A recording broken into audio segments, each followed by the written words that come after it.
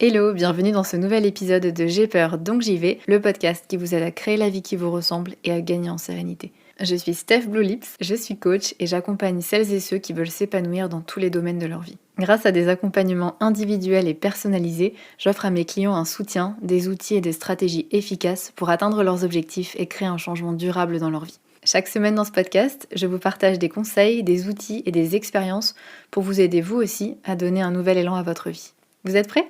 C'est parti! Hello à toutes et à tous, bienvenue dans cette partie 2 de l'épisode consacré à la motivation. Un sujet assez crucial puisque c'est ce qui nous donne l'impulsion d'accomplir des choses qui sont importantes pour nous, d'atteindre nos objectifs pro, nos objectifs perso, d'améliorer des aspects de notre vie qui nous plaisent pas ou qui nous plaisent plus. La motivation, c'est ce qui nous donne l'énergie d'avancer dans la vie et de nous créer une vie qu'on aime, donc ça méritait bien un épisode un peu plus long et c'est pour ça que je l'ai divisé en deux parties. Donc dans la première partie, je vous invite à l'écouter parce qu'on a justement défini ce qu'est la motivation, on a parlé des différents types de motivation et surtout, et ça c'est crucial, on a exploré les différentes raisons qui font que parfois on manque de motivation, qu'on a du mal à se motiver, et c'est super important de comprendre ça et de réussir à pointer exactement ce qui bloque pour pouvoir ensuite apporter des solutions qui sont adaptées. Donc je vous invite, si vous ne l'avez pas encore fait, à écouter la première partie. Et si c'est fait, passons maintenant aux solutions concrètes pour trouver et surtout garder la motivation pour atteindre nos objectifs. Dans l'épisode précédent, quand on avait parlé des différentes raisons qui font que parfois on n'est pas motivé, j'avais commencé par vous dire que déjà c'est normal que la motivation fluctue. C'est normal de ne pas être tout le temps motivé. La motivation en tant que telle, c'est un état passager et donc ça varie selon la nuit qu'on a passée, la qualité de notre sommeil, selon notre environnement, selon une discussion qu'on a eue avec quelqu'un qui par exemple nous a boosté ou au contraire qui nous a un petit peu découragé. Ça peut être un livre qu'on a lu. Donc il y a plein de choses qui font que la motivation, ça va, ça vient, c'est pas quelque chose qu'on contrôle. Même si bien sûr on peut faire des choses pour se booster, on peut écouter un podcast inspirant, on peut discuter avec un ou une amie qui nous encourage, qui nous motive. Voilà, ça c'est des choses qui effectivement peuvent nous donner une impulsion, mais ce dont on a besoin après, pour continuer sur la durée, en réalité c'est d'autodiscipline.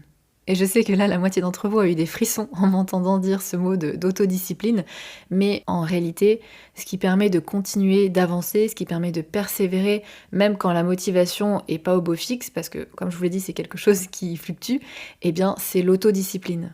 Je pense qu'on a tous vécu ça quand on a eu un projet, un objectif, une idée. Au début, on est un peu dans la phase de lune de miel, on est super motivé, on passe beaucoup de temps dessus, on est tout feu, tout flamme, et puis au bout de quelques semaines, parfois quelques jours, mais en général quelques semaines, quelques mois, la motivation redescend et puis on se retrouve avec cet abonnement à la salle de sport qu'on paye pour rien. Je pense que ça parle à beaucoup de personnes. Et on peut tous trouver des exemples où au début on était motivé, on était à fond et puis ensuite ça redescend et ça devient de plus en plus difficile de s'y mettre, ça demande de plus en plus d'efforts et le soir quand on rentre après une journée de travail dans les pattes, on n'a pas très envie de se motiver à aller à la salle de sport ou de travailler sur la création de notre auto-entreprise ou sur écrire un chapitre du livre qu'on a envie d'écrire. Alors on n'a qu'une envie, c'est se poser sur le canapé ou d'aller boire un verre avec nos amis en terrasse. Et donc dans ces moments-là, si on s'appuie uniquement sur notre motivation, il y a de fortes chances qu'on finisse par laisser tomber. Et encore plus si l'objectif est lointain et si on n'a pas de résultat immédiat. On a encore plus de chances d'abandonner. Et donc c'est là où être discipliné, ça nous facilite la vie. C'est ce qui nous permet de plus compter seulement sur un élan de motivation qui, en général, est éphémère. Alors que la discipline, l'autodiscipline, c'est l'habilité à se mettre en action, à faire les choses, même si c'est dur, même quand on n'a pas envie. Et je sais que c'est un mot qui fait peur parce qu'on l'associe beaucoup à l'école, à des parents qui seraient durs, qui seraient sévères, on l'associe au conseil de discipline. Donc il y a plein de choses autour de cette notion de discipline qui peuvent rappeler de mauvais souvenirs, qui peuvent faire peur. Mais en réalité, le but de l'autodiscipline, c'est pas de se faire du mal et encore moins de se faire du mal pour rien. L'objectif derrière l'autodiscipline, c'est de le faire pour atteindre des objectifs qui sont importants pour nous, pour faire des choses qui comptent pour nous. Donc ça veut dire passer par un inconfort provisoire pour quelque chose qui est à plus long terme, qui vaut la peine en fait, tout simplement. Et je vous avoue que le fait d'avoir compris ça, ça m'a aidé à changer beaucoup de choses dans ma vie, parce que pour moi, autodiscipline et liberté étaient des concepts qui pouvaient pas aller ensemble en fait. Si je voulais garder ma liberté, je pouvais pas me forcer à faire telle chose tel jour et ça n'avait pas de sens. Alors qu'en réalité, si, justement, le fait d'avoir réussi à m'autodiscipliner, parce que vraiment c'est une compétence qu'on peut développer, eh bien ça m'a permis d'être beaucoup plus libre. Sortir du salariat et créer une entreprise qui fonctionne, ça a demandé beaucoup d'autodiscipline et aujourd'hui ça m'apporte énormément de liberté. Faire le ménage et les tâches administratives chiantes la semaine alors que quand on rentre du travail on n'a pas du tout envie de s'occuper de ça, ça permet quand même d'être libre le week-end et de profiter. Donc voilà, ça c'est vraiment ma vision de l'autodiscipline. Je pense que c'est hyper important et c'est une compétence hyper importante à développer pour atteindre nos objectifs et que ce n'est pas du tout incompatible avec la liberté et avec le fait de faire ce qu'on veut et de se faire plaisir. C'est important de savoir faire preuve d'autodiscipline pour les objectifs qui sont importants pour nous, pour les objectifs qui comptent et se lâcher la grappe sur le reste. Et pour ça, bien sûr, il faut que vous soyez au clair sur vos objectifs, que vous sachiez exactement où vous voulez aller, où vous allez. Parce que le manque de clarté, c'est souvent fatal pour la mise en action. Et donc c'est super important d'apprendre à se fixer des objectifs. Et je sais que ça paraît hyper bateau, mais croyez-moi, c'est pas toujours évident. Donc je vous invite à vous demander si vous êtes sur le point de vous lancer dans un challenge ou vers un objectif, ou que vous avez du mal à vous motiver, tout simplement, demandez-vous qu'est-ce que vous souhaitez accomplir ? Qu'est-ce que vous souhaitez accomplir d'ici quelques semaines, d'ici quelques mois, d'ici quelques années, et essayez d'être le plus concret ou concrète possible. Parce qu'encore une fois, quand c'est pas clair, quand on sait pas exactement où on va, c'est bien sûr difficile d'y aller. Donc là, le but, c'est d'avoir une direction précise à mettre dans votre GPS interne. Et je vous invite aussi à respecter quelques petites règles essentielles pour que vos objectifs soient motivants. Parce que n'oublions pas ici, l'objectif de l'épisode, c'est de vous partager des clés pour trouver la motivation, mais aussi rester motivé. Et donc la manière dont vous formulez vos objectifs est essentielle pour ça. Donc il faut que d'une part vos objectifs soient atteignables, mais qu'ils soient un minimum challengeants. Donc ça veut dire qu'ils ne doivent pas être trop hauts, qu'ils doivent quand même être atteignables, que vous sachiez au fond que c'est possible, parce que sinon ça va complètement vous décourager, et donc voilà, ça va être compliqué de vous mettre en action. Mais aussi c'est important qu'ils soient un minimum challengeant, parce que si vos objectifs sont trop bas, ça risque de pas être très stimulant, pas très intéressant, et donc ça va être aussi difficile de vous motiver. Donc essayez de faire en sorte de rendre votre objectif le plus intéressant possible, voire même si vous le pouvez, le rendre fun, le rendre amusant, c'est tout de suite plus motivant. Et on en avait parlé dans l'épisode, dans la partie 1, on avait parlé de la motivation intrinsèque, qui est le fait de faire les choses, de se motiver parce que c'est plaisant, parce qu'on prend du plaisir à faire cette activité ou cette tâche. Et on avait vu que c'est le type de motivation qui est le plus puissant. Donc si vous pouvez faire en sorte d'avoir une motivation intrinsèque à réaliser cet objectif, à vous mettre en action, c'est tout bénef. Mais bien sûr, c'est pas toujours possible, donc essayez au moins de faire en sorte que l'objectif soit stimulant. Et d'ailleurs, les conseils que je vous partage aujourd'hui, ça marche aussi si vous souhaitez motiver quelqu'un. Si vous êtes manager et que vous avez une équipe, il faut bien sûr que les tâches que vous leur donniez soient intéressantes, soient un minimum stimulantes, parce que sinon ce sera bien difficile pour eux de se motiver. Mais il faut que ça paraisse faisable, que ce soit atteignable. Et d'ailleurs, c'est pas toujours évident de faire en sorte que ce soit fun, mais pour que ce soit un minimum stimulant, ça peut être intéressant de formuler votre objectif comme un objectif d'apprentissage. Par exemple, au lieu de décider de perdre, 7 kilos, vous pourriez vous fixer comme objectif d'en apprendre plus sur la nutrition et de cuisiner 2 repas sains par semaine, par exemple. Donc ça, c'était la première règle, un objectif atteignable, mais qui soit un minimum challengeant. La deuxième règle pour fixer des objectifs qui soient motivants, c'est qu'ils doivent être spécifiques. Vos objectifs doivent toujours être clairs, doivent toujours être le plus précis possible, le plus détaillé possible. Parce que si vous vous dites samedi matin, je vais continuer d'écrire un petit peu mon livre, il n'y a pas de début, il n'y a pas de fin, c'est quand même plus difficile de se motiver que si l'objectif c'est samedi matin, je vais écrire un chapitre de mon livre, ou je vais écrire 3 pages ou je ne sais quoi. Donc essayez de faire en sorte que ce soit le plus clair possible et que ce soit pas vague, parce que lorsque c'est trop vague, par exemple si votre objectif c'est je vais gagner confiance en moi, ça veut rien dire en fait. On sait pas ce qu'on doit faire, on sait pas par quel bout prendre les choses, et en plus c'est difficile d'être satisfait, d'être content de soi à la fin, parce que quand est-ce que vous savez que vous avez gagné confiance en vous? Quand est-ce que vous avez suffisamment écrit et que vous serez satisfait?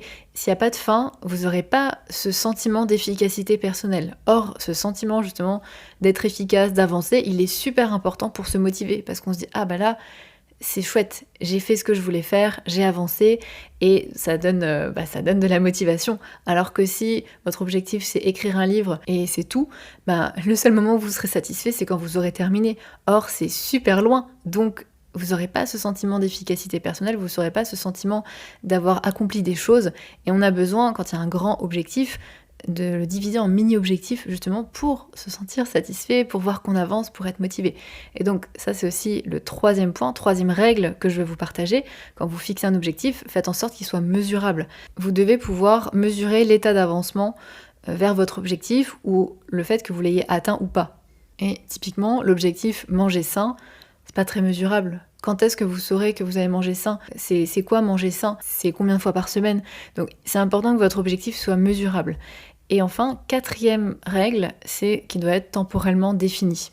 Votre objectif doit avoir une temporalité, une date de réalisation. Et là, ce qui est important, et en tout cas ce qui est intéressant, c'est de voir que selon le type d'objectif et vos besoins, il y a plusieurs manières de faire. Si ce pourquoi vous voulez vous motiver, c'est une tâche qui n'est pas très intéressante, c'est une activité qui ne vous passionne pas des masses, ça va être plus efficace de vous fixer des objectifs à court terme. Ou en tout cas de diviser cette tâche ou cette activité ou cet objectif en plus petits objectifs que vous pouvez compléter à court terme. Parce que ça va vous permettre de voir votre progrès, d'avoir la sensation d'accomplir des choses et ça va pouvoir booster votre engagement et vous redonner à chaque fois un petit peu de motivation pour continuer jusqu'à l'étape suivante qui est pas trop loin. Et puis ça peut donner aussi un sens d'urgence. Il y a plein de personnes qui fonctionnent uniquement comme ça. Bon, c'est pas idéal, mais ça a son intérêt aussi. Quand la deadline est proche, voilà, il y a ce sentiment d'urgence, il faut se mettre en action vite, on fait un peu en dernière minute, mais on fait. Donc le fait de se définir des objectifs proches dans le temps, proches temporellement, ça peut permettre de se motiver quand c'est pas hyper intéressant pour vous. Par contre, quand ce sont des tâches qui sont intéressantes, là, des objectifs plus long terme, ça peut être plus efficace parce que ça vous permet d'être plus flexible, plus autonome et de pas faire les choses parce qu'il faut les faire, mais justement de garder l'aspect plaisir puisque c'est une tâche ou une activité qui est intéressante, que vous êtes motivé intrinsèquement, ça peut marcher d'avoir des objectifs plus long terme où vous fonctionnez au plaisir, on peut dire ça comme ça.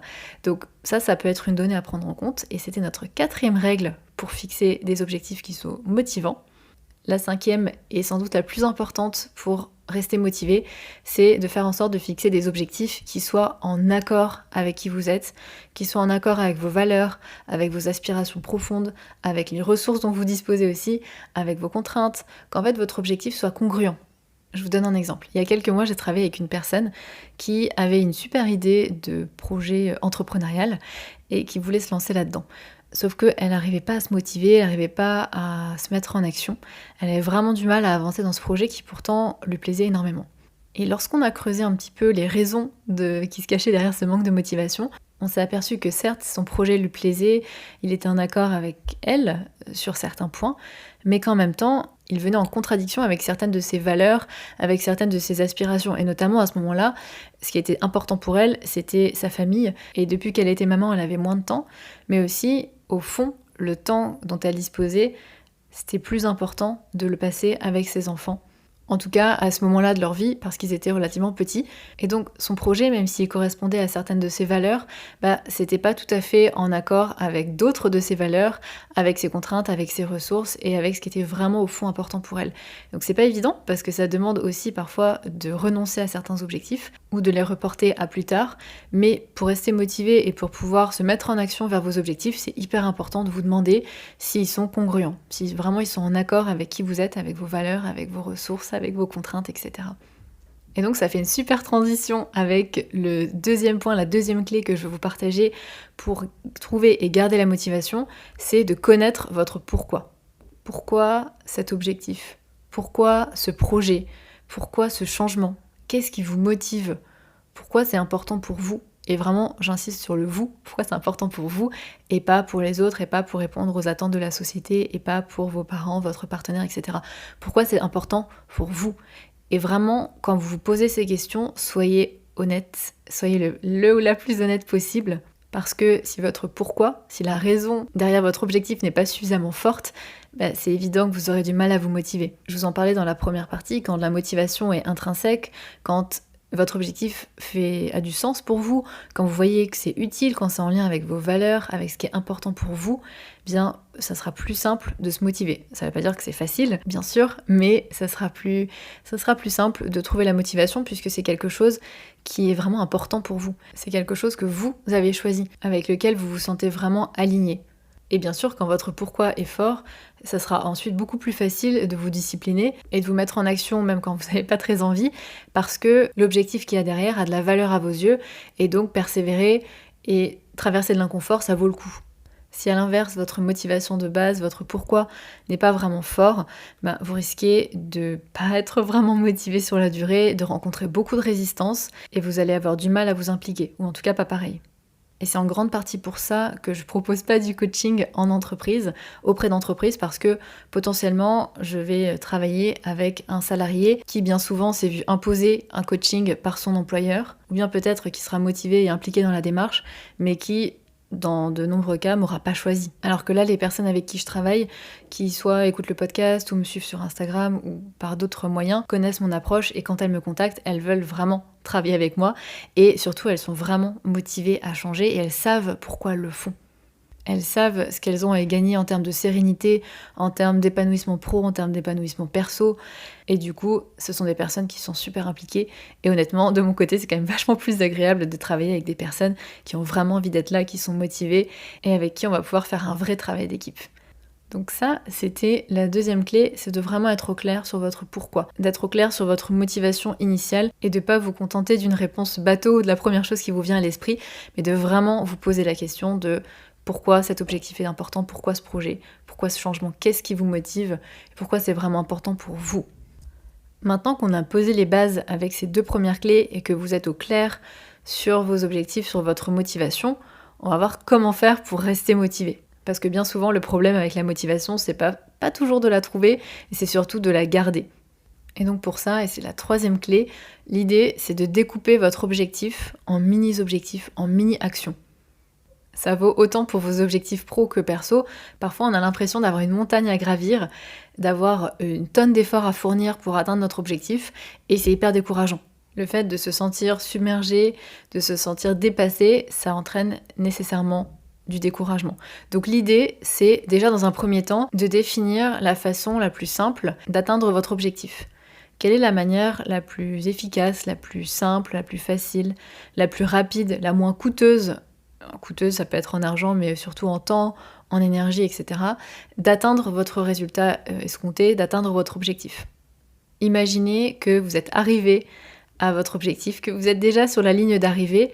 Qu'est-ce que vous avez fait en rétrospective pour y arriver? Quelles ont été les étapes et quel a été le chemin le plus simple et le moins tortueux que vous avez emprunté? Et ensuite, une fois que vous avez identifié ça, divisez votre objectif en petites étapes qui vous semblent faisables et qui vous semblent claires aussi dans la réalisation.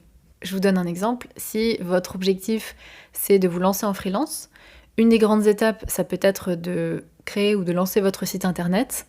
Et donc si vous divisez ça en petites étapes, ça pourrait être trouver un nom, acheter le nom de domaine, comparer les plateformes d'hébergement, choisir un template de site internet ou bien choisir une personne, un professionnel pour faire le design, définir les différentes pages que vous souhaitez voir apparaître sur le site, écrire le contenu de la page d'accueil, etc., etc. Et vous pouvez même, et moi c'est ce que je fais personnellement, vous pouvez même diviser, vous pouvez même segmenter encore plus. Par exemple, si vous voulez chercher une personne, un professionnel pour vous occuper du design de votre site, vous pouvez peut-être lister les sites qui recensent des freelances. Deuxième étape, faire une liste des professionnels dont le profil vous intéresse. Troisième étape, contacter les professionnels pour demander un devis.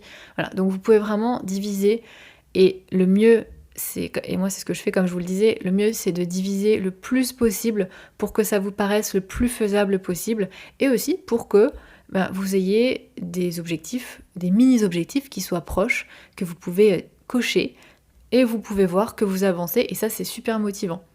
Parce que si vous gardez juste comme objectif créer un site internet, voilà, il y a tellement de choses à faire et ça peut paraître lointain, ça peut paraître compliqué, franchement on n'y connaît rien pour certaines personnes, en tout cas moi c'était mon cas. Donc voilà, l'idée c'est des toutes petites tâches où vous avez un sentiment d'accomplissement quand vous les réalisez et faire en sorte que ce soit réaliste aussi en termes de temporalité. Parce que s'il y a bien un truc, je trouve en tout cas, qui vient nuire à la motivation, c'est le fait d'avoir des attentes qui sont irréalistes. Si vous travaillez 35 ou 40 heures par semaine, vous ne pourrez pas développer votre projet freelance à côté aussi rapidement que si vous ne faites que ça et si vous travaillez à temps plein sur ce projet-là. Donc c'est super important d'accepter la réalité des choses, d'accepter vos contraintes. Pareil, si vous êtes jeune maman, vous n'aurez pas forcément le même temps qu'une personne qui ne l'est pas tout simplement. Donc c'est essentiel d'avoir des attentes qui sont réalistes, sinon vous risquez de vous décourager parce que vous aurez l'impression que ça n'avance pas. Le but, c'est d'atteindre l'objectif après en combien de temps ?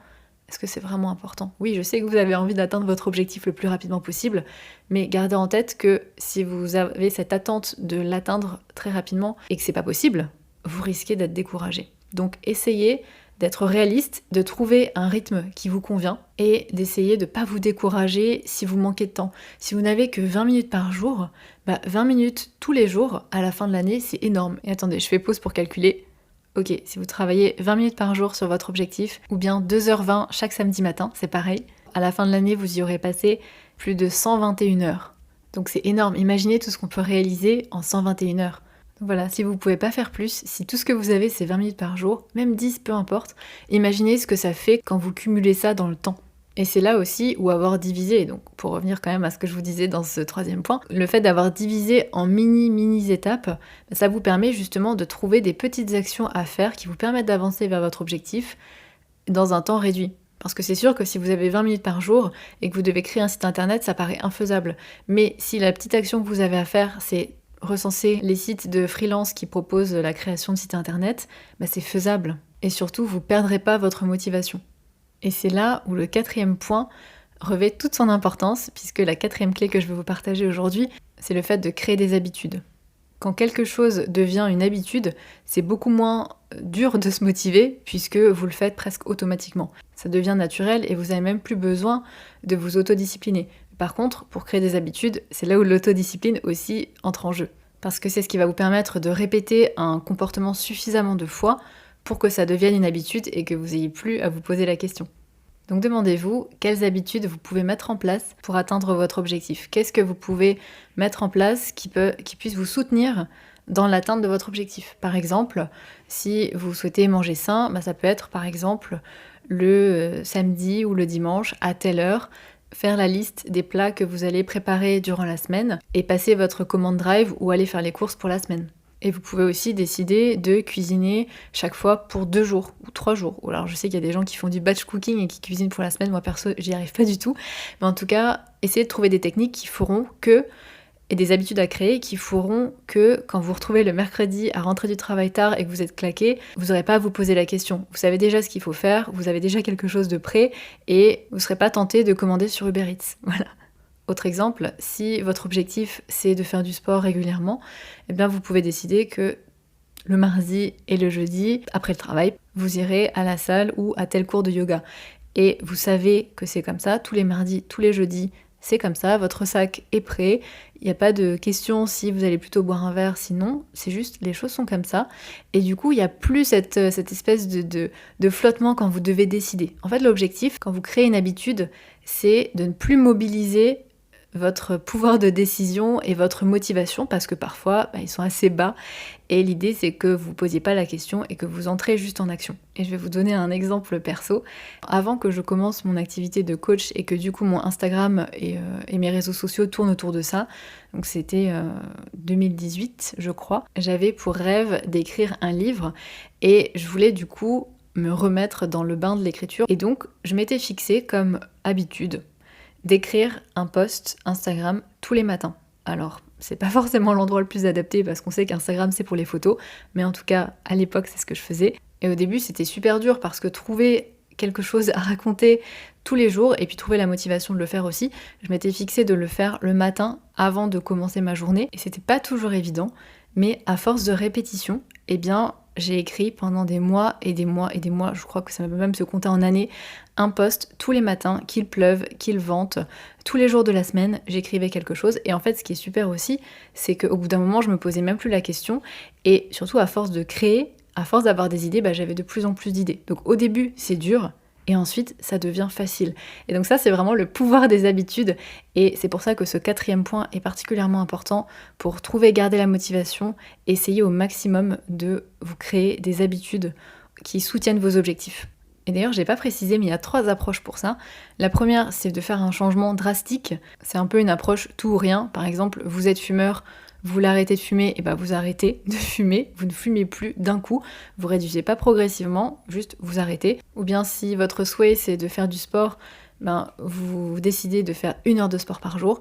Bon, évidemment, le problème avec cette approche un peu drastique, un peu radicale, c'est que bien souvent, c'est difficile de maintenir un changement de comportement comme ça sur la durée quand c'est aussi radical, parce que le cerveau est assez résistant, donc au début, ça fonctionne, et puis ensuite, souvent, ça fonctionne pas forcément sur la durée.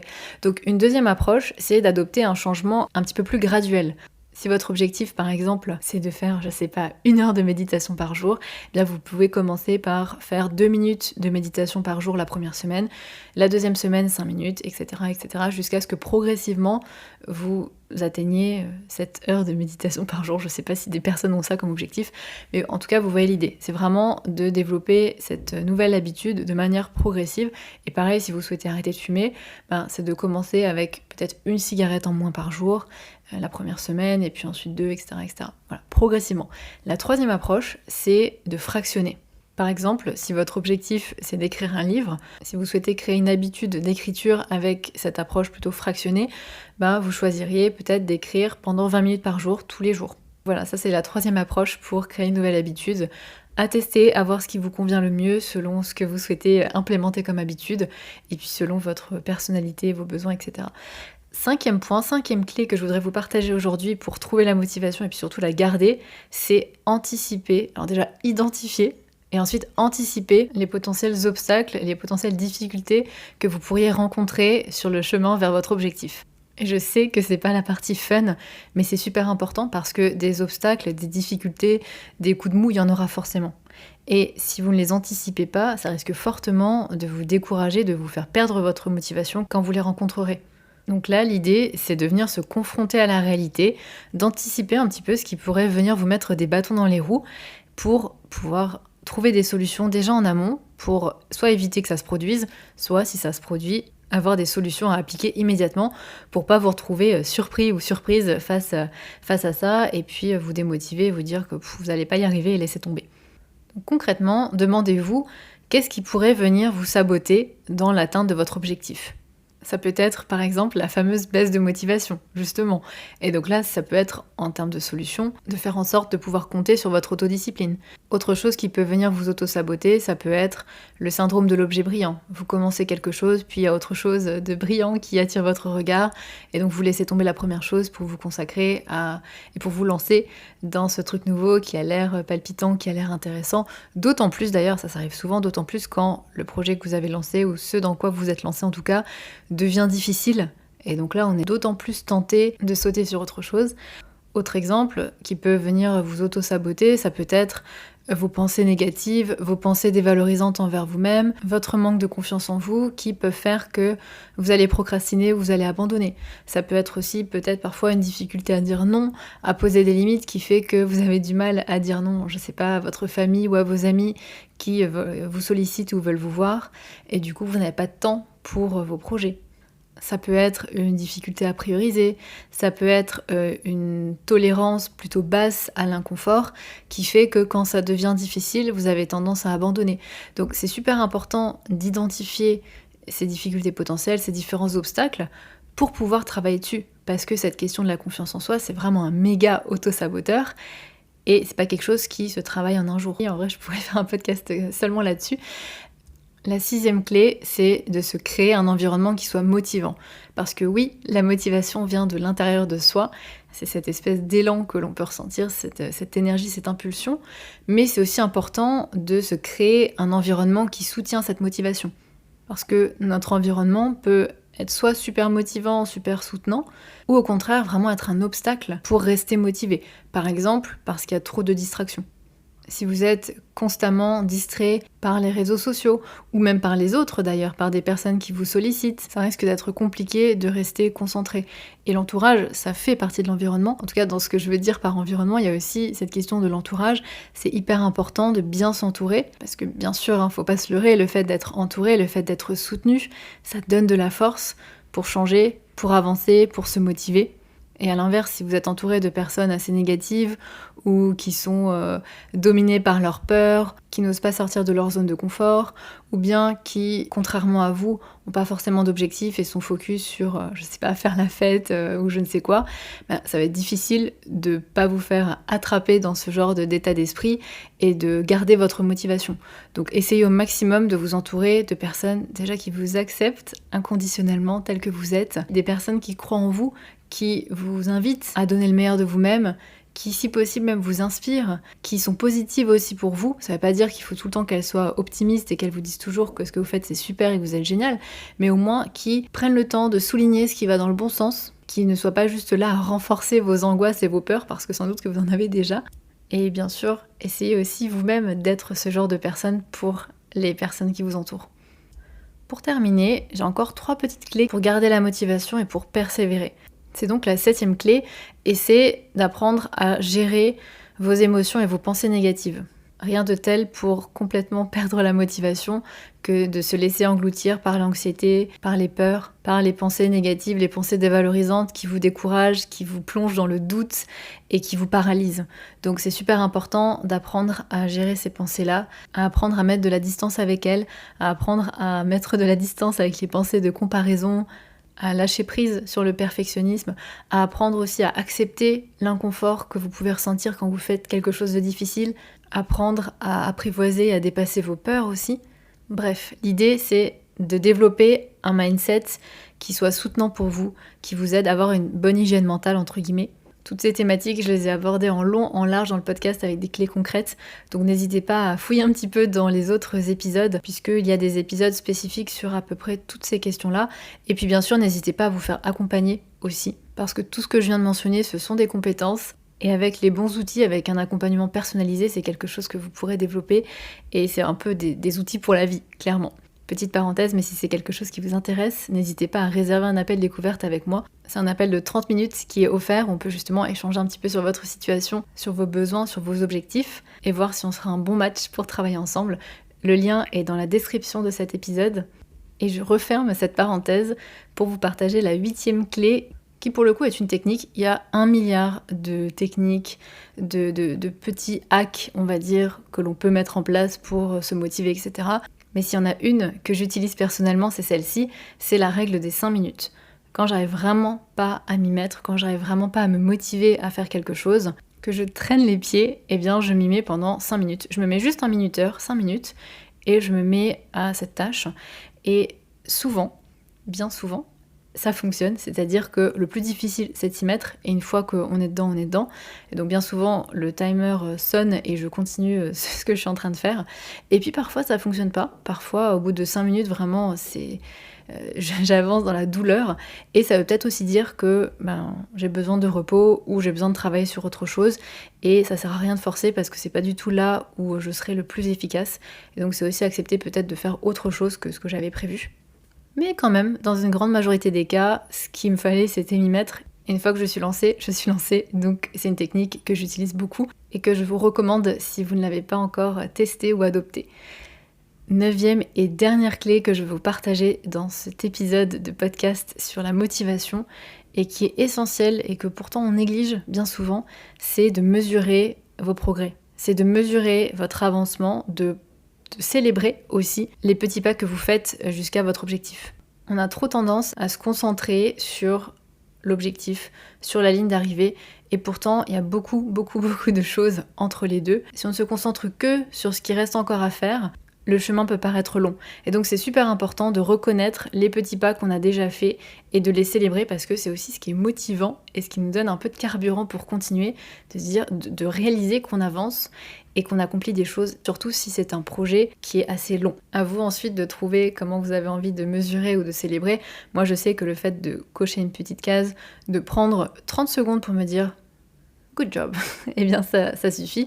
Mais parfois si c'est un plus gros accomplissement, ça peut être chouette, je sais pas, de s'offrir un petit cadeau, un massage ou je ne sais quoi, ou juste du temps pour soi, juste profiter, savourer le chemin, parce que c'est super important pour continuer d'avancer par la suite. Voilà pour tout ça. Ce sur quoi je voudrais conclure, c'est l'importance de l'expérimentation. D'expérimenter, de voir ce qui fonctionne pour vous, de tester et de pas vous attendre à devenir motivé et à garder la motivation comme ça en un claquement de doigts. Ça va demander de vous comprendre, de vous connaître, d'expérimenter et trouver ce qui marche pour vous. Donc ce que je vous propose avant de se quitter, c'est donc de faire un petit point comme d'habitude sur les différentes clés que je vous ai partagées. Et la première, c'était d'apprendre à vous fixer des objectifs qui soient motivants, avec les différentes règles que je vous ai partagées. En deuxième, de connaître votre pourquoi à vous. Ensuite, de découper votre objectif en petites actions. Quatrièmement, de créer des habitudes qui soient soutenantes pour ne plus toujours vous appuyer sur votre motivation, mais faire en sorte de créer des automatismes et de plus avoir à vous poser la question. Cinquièmement, d'anticiper les différents obstacles qui pourraient venir se mettre sur votre chemin et vous démotiver en cours de route. Sixièmement, vous créez un environnement qui soit propice pour rester motivé. Septième clé, gérer vos émotions et les pensées négatives qui peuvent venir vous plomber, en tout cas plomber votre motivation. Huitième clé, la règle des 5 minutes. Et enfin, dernière clé, mesurer vos progrès, votre avancement et le célébrer. Voilà pour cet épisode de J'ai peur donc j'y vais. J'espère qu'il vous a plu. N'hésitez pas à me faire votre retour. Et en attendant, je vous dis à dans 2 semaines. Ciao!